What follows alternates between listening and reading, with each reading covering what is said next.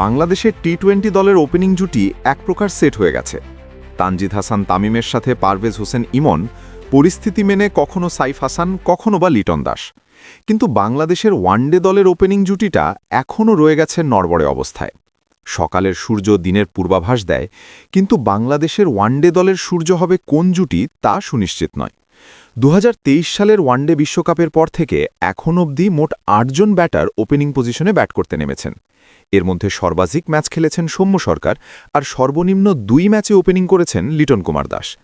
তবে সৌম্য সর্বাধিক জুটি বেঁধেছেন তানজিদ তামিমের সাথে। মোট 7 ইনিংসে এই 2 ব্যাটার একসাথে ব্যাট করেছেন ওপেনিংয়ে। রান তুলতে পেরেছেন 163। বড় সংগ্রহ বলতে আছে একটা 53 রানের যুগলবন্দি। সেদিক থেকে আবার সাইফ হাসান ও সৌম্যের জুটিকে সফল বলা যেতে পারে। এই জুটি 206 রান সংগ্রহ করেছেন স্রেফ 3 ইনিংসে একসাথে ব্যাট করে। এর মধ্যে 176 রানের এক অনবদ্য পার্টনারশিপ তারা গড়েছিলেন ওয়েস্ট ইন্ডিজের বিপক্ষে। বাংলাদেশের চিরায়ত ধ্যানধারণার ডানহাতি বামহাতি কম্বিনেশন বজায় রেখে তারা মোটামুটি সফল হয়েছেন সাম্প্রতিক সময়। কিন্তু কেউই সেই অর্থে থিতু হতে পারেননি, থাকতে হয়েছে দোলাচলের মধ্যে।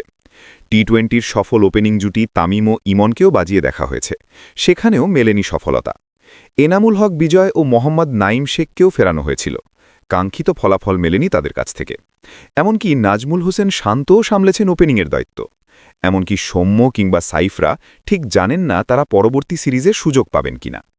এমন টালমাটাল পরিস্থিতি নিয়ে আর যাই হোক বিশ্বকাপ খেলতে যাওয়া যায় না।